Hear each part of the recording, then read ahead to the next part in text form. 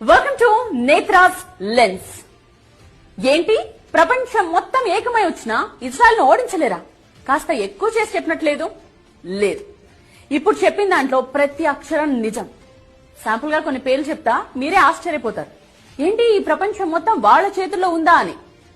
Jesus of Nazareth ఒక యూదుడు, Albert Einstein ఒక యూదుడు, కార్ల్ మార్క్స్ ఒక యూదుడు, వ్యాక్సిన్ సూదిని కనిపెట్టింది ఒక యూదుడు, పోలియో వ్యాక్సిన్ కనిపెట్టింది, లుకేమియాకు మందు తయారు చేసింది, హెపటైటిస్ బి మందు కనుగొన్నది, micro processing chip, nuclear chain reactor, traffic lights, optical fibre cable, stainless steel, sound movies, telephone microphone, video tape recorder, Polo company, Levi's jeans, Starbucks, Google, Dell computers, Oracle, Baskin and Robbins, Dunkin Donuts, CNN, ABC, Washington post.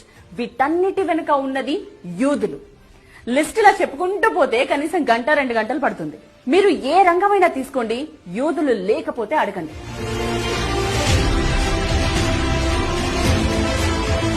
Okay, coming to the point. స్వర్గం కంటే గొప్పది ఏంటి అని యూదులను అడిగితే వచ్చే సమాధానం Israel. అక్కడి అణువణువు వారికి పవిత్రమే. అందుకే ఇజ్రాయెల్ పై దాడికి ఎవరైనా వస్తున్నారు అంటే ప్రపంచాన్ని ఓడించడానికి సైతం సిద్ధమవుతారు. మరో ఇంట్రెస్టింగ్ పాయింట్ చెప్పుకోవాలి ఇక్కడ. ప్రపంచంలో యూదులందరినీ కలిపితే రమారమి 1,60,00,000 మంది ఉంటారు అంతే. బట్ జాగ్రత్తగా వినండి, గత 105 ఏళ్లలో ఉన్న ఈ 1,00,00,000 మందే 15 డజన్ల నోబెల్ ప్రైజెస్ గెలుచుకున్నారు. అంటే 180 నోబెల్ బహుమతులు.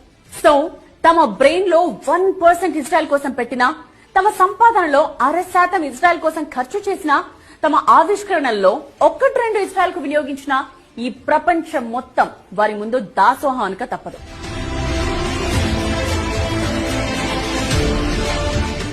అసలు చుట్టూ 6 శత్రు దేశాలను పెట్టుకుని తొడగొట్టి నిలబడుతోందంటేనే యూ కెన్ ఇమాజిన్ ఇజ్రాయెల్ ఎంత పవర్ఫుల్ అని. యూదులకు ఇంత బ్రెయిన్ పవరా? ఇజ్రాయెల్ అంటే అంత కస వాళ్ళకి? No doubt.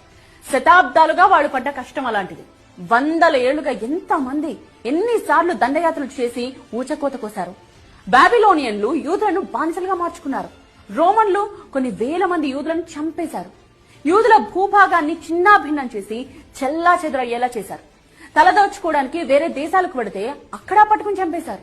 స్పెయిన్ లో యూదులను తరిమి కొట్టారు. యూరప్ లో కట్టగట్టి అందర్నీ సామూహికంగా చంపేశారు. యూదుల తత్వం ఒక్కటే, ఎక్కడున్నా సరే అధికారంలో ఉండాలి, వ్యవస్థపై ఆర్థికంగా పట్టు సాధించాలి. ఇవే కోరుకుంటారు వాళ్ళు. బహుశా ఆ లక్షణమే హిట్లర్ కు యూదులపై ద్వేషాన్ని పెంచిందేమో.